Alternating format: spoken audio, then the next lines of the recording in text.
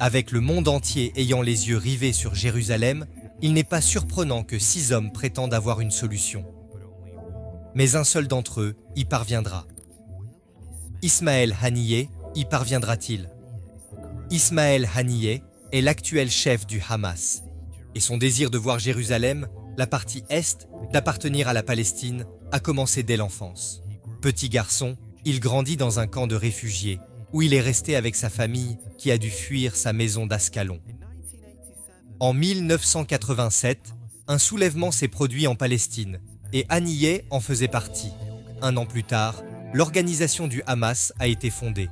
Ismaël obtint rapidement un soutien massif en Palestine, et en 2006, il devint le Premier ministre. Jusqu'à ce jour, il est convaincu, en tant que chef du Hamas, que l'Est de Jérusalem, le Dôme du Rocher, les lieux saints, toute cette partie de la ville appartient à la Palestine, et historiquement, les musulmans du monde entier partagent aussi ce point de vue. En octobre 2023, après les récents événements en Israël, parce que Ismaël Haniyeh doit vivre au Qatar, car de nombreux Israéliens l'ont pris pour cible, il a diffusé un message depuis son domicile, dans lequel il disait « La victoire est à portée de main pour le Hamas ».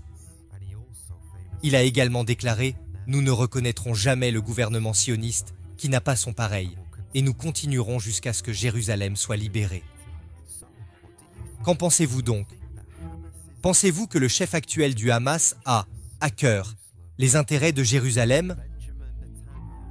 Benjamin Netanyahou, le premier ministre israélien, a des rêves très contradictoires quant à l'avenir de Jérusalem. Son objectif est de créer un nouveau Moyen-Orient, en s'appuyant sur une nouvelle amitié avec l'Arabie Saoudite. Netanyahou pense pouvoir créer un immense corridor économique de transport, d'énergie et de communication, allant de l'Asie à la péninsule arabique. Une chose est sûre, c'est que Netanyahou a tissé des liens étroits avec les États-Unis au fil des ans et a remercié les chrétiens pour leur aide dans le rétablissement de l'État juif en 1948. Il a déclaré « Sans le sionisme chrétien, le sionisme moderne ne serait pas possible. » Cependant, d'autres hommes politiques israéliens ne sont pas aussi enthousiastes et n'aiment certainement pas le christianisme. Ils ont même essayé de faire passer une loi visant particulièrement les évangéliques pour les empêcher de convertir les gens. Mais Benjamin a mis le pied à terre et a dit « Aucune loi ne sera votée ». Il a également condamné les récentes moqueries, visibles sur des vidéos en ligne, dont ont été victimes des chrétiens de la part d'autres juifs à Jérusalem.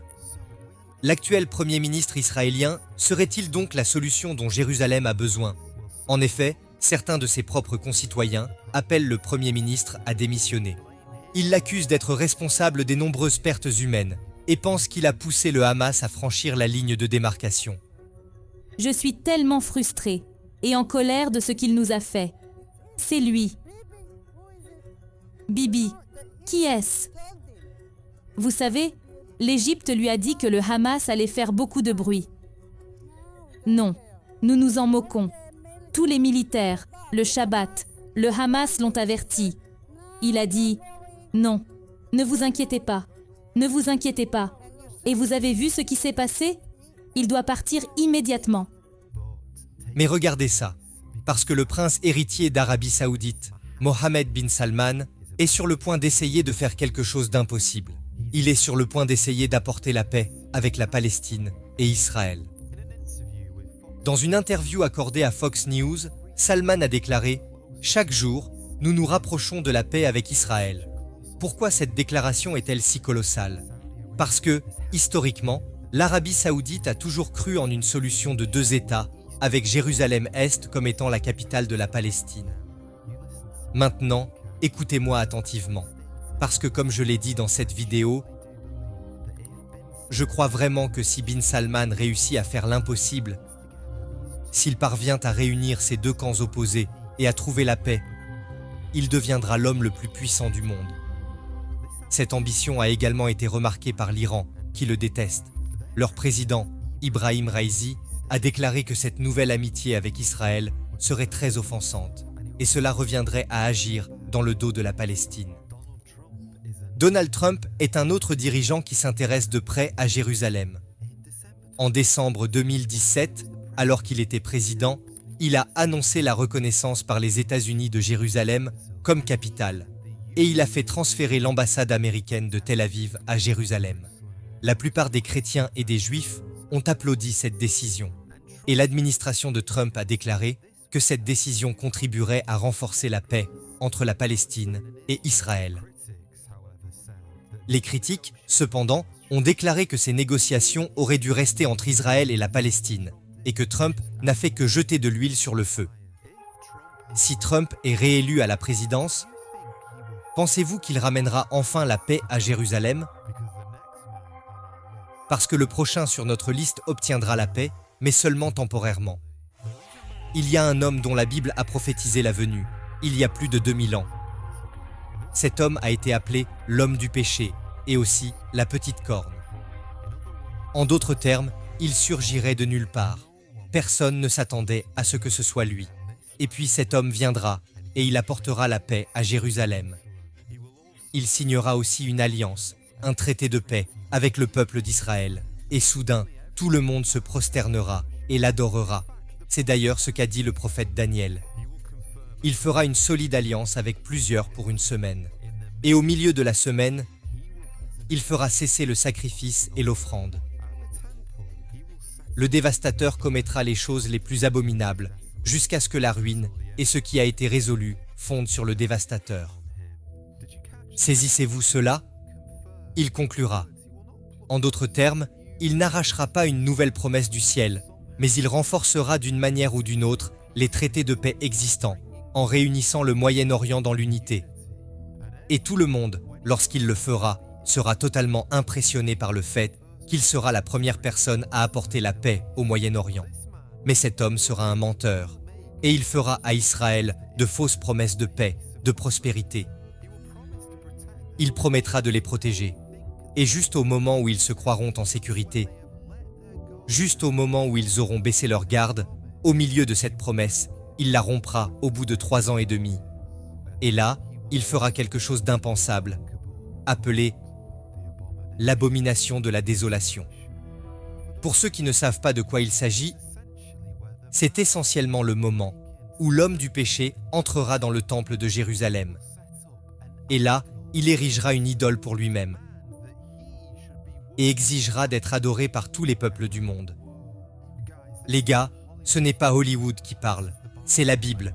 Et en fait, Hollywood tire beaucoup de ses idées de la Bible. Et lorsque cela se produira, cela n'affectera pas seulement Israël, mais le monde entier.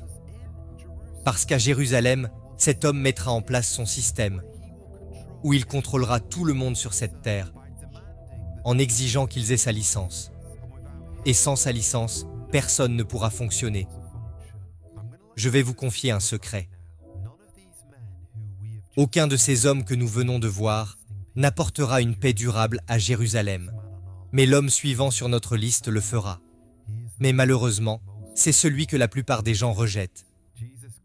Jésus-Christ était lui-même juif. Il était de la cité de David.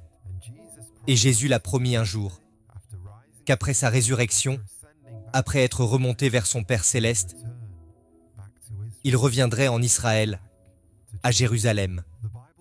La Bible dit, « Ses pieds se poseront en ce jour sur la montagne des Oliviers, qui est vis-à-vis de Jérusalem, du côté de l'Orient. » Je ne sais pas quels sont vos sentiments à l'égard de certains de ces hommes que je viens de vous montrer, mais il y a une chose que je sais, et c'est ceci. Ces hommes ne pourront pas s'accrocher éternellement à leur royaume. Je me demande combien de temps Ismaël Haniyeh sera le leader du Hamas. Combien de temps encore pourra-t-il s'accrocher à ce royaume? Je me demande combien de temps encore Benjamin Netanyahou sera le premier ministre d'Israël. Combien de temps encore? Et même si ces hommes, même si n'importe quel leader mondial, a de nombreuses années de faveur et de soutien venant des gens, un jour, il y aura une chose qui revendiquera et leur arrachera leur royaume, et c'est la mort. Mais le Seigneur Jésus-Christ a prouvé qu'il était différent de tous les hommes, car même la mort n'a pu le défaire. Même la mort n'a pas pu lui voler son royaume, car il a vaincu la mort en ressuscitant. Et mes chers amis, l'une des choses les plus folles que l'humanité ait jamais essayé de faire est d'essayer de faire mourir la vie éternelle. C'est impossible à faire. Et c'est pourquoi nous mettons notre foi dans le Seigneur Jésus-Christ. Vous savez peut-être que des gens ont douté que Jésus ressuscite d'entre les morts. Eh bien, il a prouvé que tous ses détracteurs avaient tort. Les gens doutent que Jésus revienne. Mais je vous le dis aussi, il y a une chose dont je suis plus que sûr, que le soleil se lèvera demain. Et c'est pourquoi je crois que Jésus reviendra sur cette terre. Je crois qu'il établira un royaume pour 1000 ans, qu'il régnera, et il s'assiera sur le trône de David, triomphant comme roi. Je l'ai dit dans mon autre vidéo sur Israël, il y a beaucoup de camps qui se forment. Les gens disent sur les réseaux sociaux, « Je suis aux côtés de la Palestine, je suis aux côtés d'Israël ». Mais ce que je veux dire, c'est que moi et ma maison, nous servirons le Seigneur. Et je me tiendrai avec le Seigneur Jésus-Christ. Parce que même si nous admirons des leaders et d'autres personnages, je ne connais pas un seul dirigeant mondial qui donnerait personnellement sa vie pour mes péchés. Mais je connais quelqu'un qui est plus grand que tous ces dirigeants, le Seigneur Jésus-Christ, qui l'a fait et l'a prouvé sur la croix. Mes amis, que pensez-vous de cet homme qui a pleuré sur vous? Qui a versé son sang sur une croix pour vos péchés? Qui a eu les mains et les pieds cloués? Qui est mort là pour vos péchés? Cet homme qui vous a tellement aimé que si vous venez à lui, tous vos péchés passés, présents et futurs peuvent être lavés. Vous pouvez être lavé blanc comme neige, même si vous êtes sale par vos péchés et que votre impureté vous a séparé du Dieu saint. Vous pouvez être rapproché à cause de la croix. Et celui qui est ressuscité des morts vous donnera la vie éternelle et vous pourrez vous tenir avec le Christ dans le camp des vainqueurs. Mais si vous êtes quelqu'un qui se pose des questions, pourquoi devrions-nous garder un œil sur Mohammed bin Salman? Voici la vidéo que j'ai mentionnée précédemment.